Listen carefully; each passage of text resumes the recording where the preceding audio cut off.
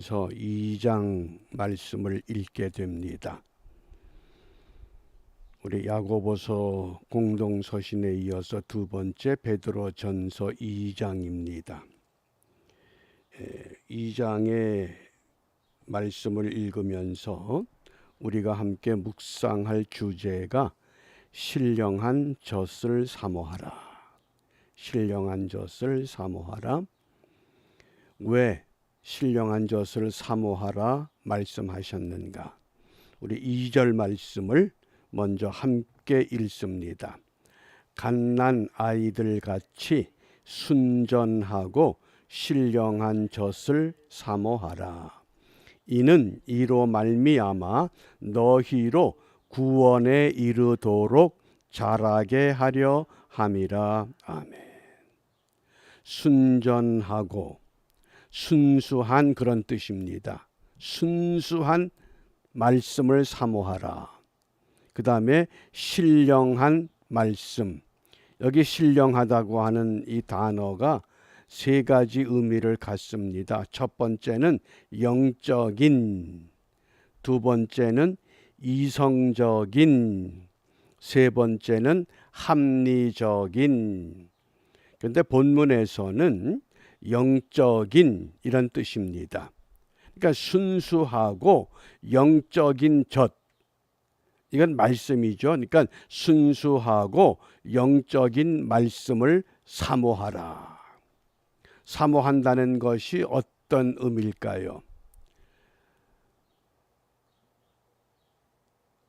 어느 실험실에서 과연 신생아 아기와 또 성인이 된 청년과 두 사람을 놓고 누가 더 진지하게 사모하는가, 이것을 확인하기 위해서 실험을 했다고 합니다.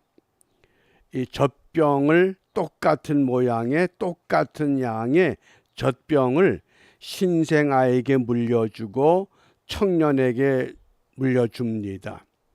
누가 더 열심히 잘 빠는가? 누가 이겼을까요? 신생아가 이겼다고 그럽니다. 왜 이겼을까? 신생아는 그 젖을 빠는데 이 젖이 곧 내 생명이라고 하는 것을 인식하고 생명처럼 빨아 먹습니다. 그런데 청년은 이미 다 성장했기 때문에 이건 생명이 아닙니다. 사모한다는 것이 그런 뜻입니다. 내 생명을 유지하기 위해서. 왜냐하면 이는 이로 말미암아 너희로 구원에 이르도록 자라게 하려 합니다. 구원에 이르도록, 마지막 구원의 완성의 시간에 들어갈 때까지 우리의 구원이 자라야 된다, 그 뜻입니다. 우리가 이 말씀을 좀 더 분명히 이해하기 위해서는 1절 말씀을 읽어야 됩니다. 1절 말씀에 보면 그러므로 모든 악독과 모든 괴휼과 외식과 시기와 모든 비방하는 말을 버리고, 그러므로 버리고, 그리고 2절 말씀에 그러므로 사모하라, 그 뜻입니다. 버릴 것은 버리고 사모할 것을 사모해야 됩니다. 무엇을 버리라고 말씀합니까? 모든 악독, 그 악독이 모든 괴휼과 외식과 시기와 비방하는 말. 그래서 우리가 성경을 읽을 때 이 그러므로라고 하는 접속사가 등장하면 이 그러므로 접속사 앞에 있는 말씀을 잘 읽어야 됩니다. 2장 1절 앞에 어떤 말씀이 있습니까? 2장 1절 앞에 마지막 1장의 24절 25절입니다. 그러므로 모든 육체는 풀과 같고 그 모든 영광이 풀의 꽃과 같으니 풀은 마르고 꽃은 떨어지되 오직 주의 말씀은 세세토록 있도다 하였으니 너희에게 전한 복음이 곧 이 말씀이니라. 육체는 풀과 같다. 풀은 시들어 버립니다. 모든 영광이 풀의 꽃과 같다. 아무리 꽃이 아름다워도 꽃은 시들어 떨어집니다. 그런데 하나님의 말씀은 세세토록 있다, 영원하다 그 뜻입니다. 그러면 1장 24절 25절 앞에 그러므로에 뭐가 있습니까? 23절입니다. 너희가 거듭난 것이 썩어질 씨로 된 것이 아니요 썩지 아니할 씨로 된 것이니 하나님의 살아있고 항상 있는 말씀으로 되었느니라. 우리가 거듭난 것이 이제 신생아가 영적으로 신생아가 되었는데 무엇으로 말미암아? 하나님의 말씀으로 말미암아. 그래서 그 말씀을 사모하기 위해서 그러므로 모든 악독은 버리고 순전하고 신령한 젖을 사모하라 이렇게 말씀하신 겁니다. 왜 우리가 순전하고 신령한 젖을 사모해야 되느냐? 하나님 말씀에 보면 사람을 두 종류로 구분했습니다. 히브리서 5장 13절 14절입니다. 대저 젖을 먹는 자마다 어린아이 같은 사람이 있습니다. 근데 어린아이의 특징은 뭐냐? 의의 말씀을 경험하지 못한 자다. 어린아이 같은 신앙, 거듭나서 이제 신생아가 되었는데 의의 말씀을 경험하지 못했다는 겁니다. 그런데 반면에 단단한 식물은 장성한 자의 것이다. 장성한 자, 구원에 이르도록 성장하는 사람. 그들은 어떤 사람이냐? 저희는 지각을 사용함으로 연단을 받아 선악을 분별하는 자들이다. 선과 악을 분별할 수 있는 사람. 오늘 이 아침 시간에 나는 어떤 사람인가? 어린 아이 같은 사람인가? 아니면 장성한 사람인가? 또 사도 바울은 고린도 교회를 향해서 이 어린아이 같은 사람을 육신에 속한 자 그랬습니다. 내가 너희를 젖으로 먹이고 밥으로 아니하였노니 이는 너희가 감당치 못하였음이거니와 지금도 못하리라. 너희가 아직도 육신에 속한 자로다. 너희 가운데 시기와 분쟁이 있으니 어찌 육신에 속하여 사람을 따라 행함이 아니리요. 육신에 속한 사람. 무슨 뜻입니까? 신앙생활을 하는데 교회 열심히 출석은 하는데 시기와 분쟁에 휘말려 다니는 사람. 어떤 문제가 있으면 그 문제에 휘말려서 갈 바를 알지 못하는 사람. 그것이 어린아이와 같은 육신에 속한 신앙이라고 말씀합니다. 그러므로 오늘 우리가 어떻게 하면 순전하고 신령한 젖을 사모할 수 있는가? 저는 이 말씀을 준비하면서 우리가 순전하고 신령한 젖을 사모하는 이 비결을 육화 원칙에 좀 비유해 봤습니다. 이것을 단순한 사고 기법이라고 말합니다. 육화 원칙. 첫 번째, 누가 순전하고 신령한 젖을 사모해야 합니까? 누가 해야 됩니까? 바로 내가 순전하고 신령한 젖을 사모해야 됩니다. 우린 자꾸 다른 사람을 통해서 그걸 얻으려고 합니다. 설교자를 통해서, 유튜브를 통해서, 인터넷을 통해서 자꾸 해짓고 다닙니다. 그것이 아니라고 하는 겁니다. 내가 직접.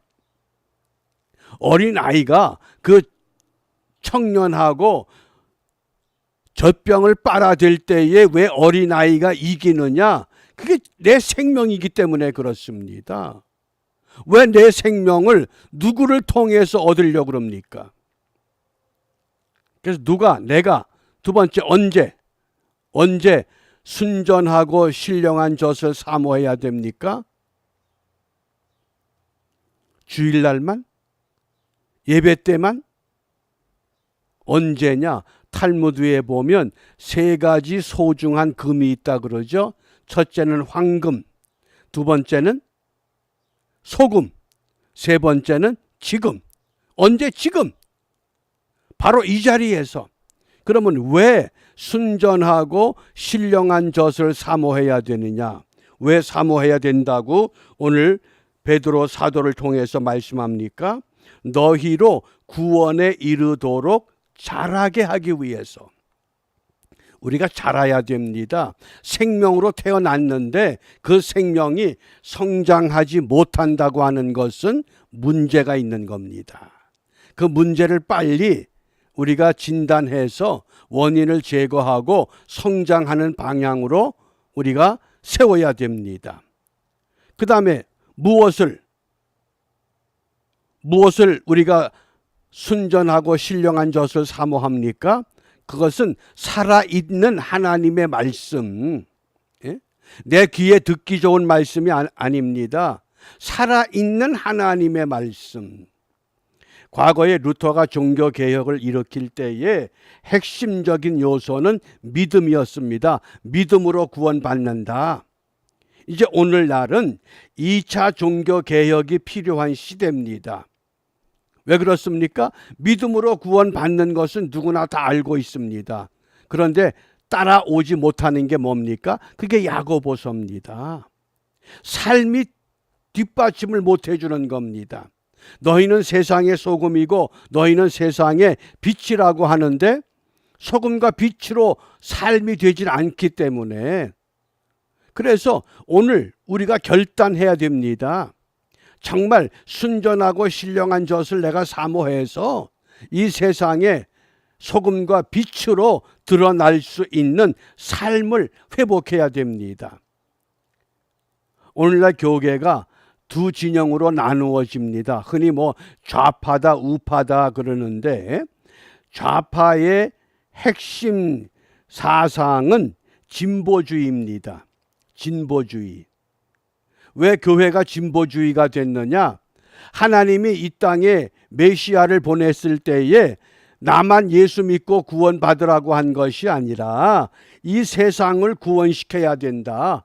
그래서 사회 구원을 강조한 것이 진보주의입니다. 그러니까 진보주의 입장에 들어가서 데모도 하고 화염병도 던지고 막 그냥 싸우고 그리고 투쟁하다 보니까 영성을 다 잃어버렸습니다. 진보주의자들의 문제가 뭐냐? 사회 구원을 위해서 정말 뜻을 갖고 뛰어들었는데 그 결말은 세상도 구원하지 못하고 내가 얻은 구원까지 잃어버리고 만 겁니다. 그게 진보의 문제입니다. 그 다음에 우리가 우파라고 하는 보수주의 문제가 뭡니까? 예수님을 교회당 안에 가둬버린 겁니다. 세상하고는 상관이 없습니다. 우리가 세상에서 제일 큰 교회를 가졌다. 그걸로 만족한 겁니다. 그러니까 세상으로부터 손가락질을 받게 된 겁니다. 그래서 우리가 무엇을 사모해야 되느냐? 무엇을 버려야 되느냐? 모든 악독은 버리고 신전하고 신령한 젖을 사모해라. 그 젖은 살아있는 하나님의 말씀.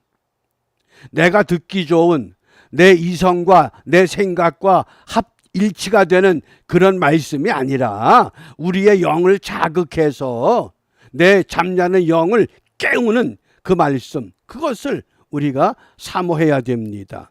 어디에서 사모해야 됩니까? 내 삶의 현장에서, 내가 있는 삶의 자리에서, 내 고통의 이 자리, 내 이 고달픈 자리, 내 힘들고 어려운 자리, 그걸 버리는 것이 아니라 자기 십자가를 지고 이것을 짊어지고 따라가다 보면, 그러면 어떻게 해야 됩니까? 우리가 순전하고 신령한 젖을 사모하는 것을 한마디로 요즘 우리가 묵상이라고 그럽니다. 흔히들 큐티라고 그러는데, 그 큐티라고 하는 그 근본적인 의미가 묵상이라고 하는 이 단어가 라틴 말로 메디켈루스입니다. 메디켈루스. 근데 흥미로운 것은 이 메디켈루스라는 단어에서 영어의 메디신, 약이라고 하는 단어가 파생됩니다. 묵상하고 약하고 무슨 관계가 있을까요? 근데 아주 거기에 깊은 의미가 있습니다. 약이라고 하는 것은 액체는 약병에 담겨 있습니다. 또 약봉지에 담겨 있습니다. 아무리 좋은 약일지라도 그것을 내가 직접 약을 마시든지 약을 먹지 않으면 나에게 아무런 소용이 없습니다. 내게 유익이 없습니다. 어떻게? 묵상하려는 겁니다. 하나님의 말씀을 내가 직접 읽고 내가 직접 실천해 보고 내가 직접 그 말씀을 부여잡고 기도하면서 내 삶에 적용하게 될 때 그게 묵상입니다. 근데 요즘 묵상의 그 방법을 보면 이미 정해진 틀 속에서 그걸 어떤 정보로 받아들입니다. 그건 묵상이 아니라고 하겠습니다. 진정한 묵상은 오늘 갓난 아이들같이 순전하고 신령한 젖을 사모하라. 그러면 이것을 우리가 내 안에 말씀을 받아들이고 이 말씀이 내 삶 가운데서 꿈틀댈 수 있도록 움직이라고 말씀하신 겁니다. 그래서 우리가 오늘 이 아침에 무엇을 기도하느냐? 오늘 본문의 11절에 보면 사랑하는 자들아 나그네와 행인 같은 너희를 권한다. 우리가 전부 나그네라는 겁니다. 나그네가 어디를 향해서 갑니까? 그게 본향입니다. 그게 파트리스입니다. 우리가 본향을 향해서 가는 나그네 행인 같은데 그 나그네 길도 힘들고 어려운데 거기에 영혼을 거스려 싸우는 육체의 정욕을 제어해라. 얼마나 많은 유혹들이 있습니까? 그것을 싸워서 이기라고 부탁합니다. 그래서 오늘 우리가 무엇을 기도하느냐? 신령한 젖을 사모하는 영적인 삶을 위해서 기도할 수 있기를 바랍니다. 그것이 구체적으로 어떻게 나타나야 되느냐? 잃어버린 영혼, 잃어버린 생명을 찾아내는 것으로 열매가 되어야 합니다. 우리가 이 같은 일을 위해서 오늘 함께 묵상하며 경주하며 오늘 이 무더위 가운데서도 승리하는 은총의 하루가 될 수 있기를 바랍니다. 기도합니다. 하나님의 말씀은 살았고 운동력이 있다 하셨습니다. 살리는 것은 영이요 육은 무익하다고도 하셨습니다. 이 아침 시간에 우리의 영을 자극하여 새롭게 회복시키는 신령한 하나님의 말씀만을 사모하고자 합니다. 우리의 손을 들어 하나님의 말씀을 펴서 그 말씀을 읽고 그 말씀을 묵상할 때 이것이 생명의 약이 되어 우리를 살려내게 하시고 살아난 우리들이 세상에 나아가 이 세상에 죽어가는 생명들을 찾아 그들의 손을 잡고 주님께로 함께 나아가는 큰 구원의 기쁨과 소망의 삶이 오늘도 우리 모두를 통해서 삶의 현장에서 드러나게 하시고 열매가 될 수 있도록 축복하여 주시옵소서. 예수님 이름으로 기도합니다. 아멘.